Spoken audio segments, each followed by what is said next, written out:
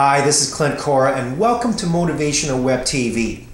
Now, some of you know that I'm a huge advocate for having pets because of the great benefits and happiness they can bring into your life. But today I'm going to have to re-qualify that because it turns out that not everyone is suitable to become a pet owner. So what I'm going to do today is I'm going to go over some important factors for you to consider if you want to become a pet owner. A very important factor is time. Do you actually have the time to take care of your pet? Now, some pets like cats and especially dogs require a lot of time. Dogs are naturally pack animals in nature, so they don't like to be alone for long periods of time. You need to take the time to take them out for exercise, to interact with them, to play with them. For example, my girl here, Roxy, she's a true lap dog. She just loves sitting here on my lap, and she actually needs this type of interaction every single day, otherwise she's not going to be very happy.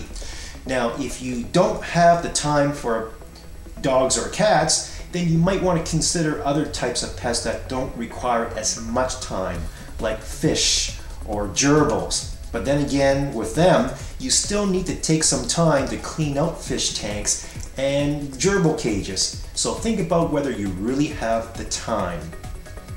Another very important factor is cost. Do you have the budget for ongoing costs for maintenance and healthcare for your pet? Now, animals like goldfish don't really require expensive maintenance, but other animals like cats and dogs, they sometimes can get some really hefty medical bills if they get sick or injured. Now, some of you might recall that last year I had to spend $2,500 on my boy here, Chester, because he needed some eye surgery. It had to be done. So you have to factor these into your annual budget. It would be a real shame if you had to give up a pet because you couldn't afford their medical costs anymore. So think about it if you really have the budget for ongoing healthcare and maintenance. Another factor is the type of residential dwelling that you live in.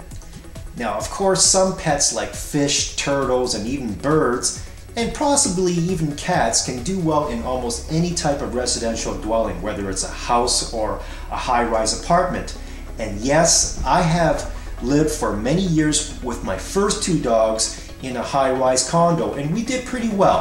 And that's because my first two dogs and also my current dogs were trained indoors, potty trained indoors to use a specific spot. That is possible. But now that I'm living in ground level in the condo townhouse, my current dogs are very happy at ground level, and I think they're actually happier at ground level than, let's say, at the 12th floor in some high-rise apartment, because right now they can look outdoors and they have very easy access to outdoors. So consider the type of residential building that you have. Some buildings don't allow all types of animals. Some restrict certain sizes, so check your building rules. Assess how much travel you do. Now, if you travel extensively for business and you don't have other family members or neighbors who are able to look after your pets while you're away, then you might want to consider getting some other types of pets which are easier to take care of, like, again, fish or turtles.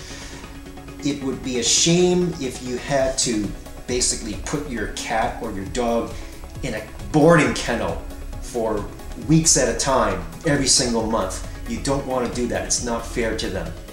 But if you travel just for the odd vacation or for the odd business day here or there, then you could get away with it. But do consider the amount of travel that you do.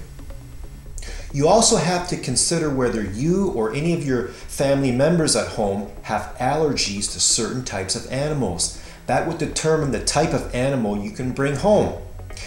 Also, if you have young children or babies at home, that would also determine the type of animal you can bring home. For example, dogs. Not all dog breeds do well with kids. Lhasa Apsos here, for example, even though they look pretty cute, it turns out that in reality, a lot of Lhasa Apsos don't do well with children. They are just not very fond of young kids. My boy Chester here, he doesn't like kids. So you have to do your research if that's a factor for you at home. Training is a very important issue.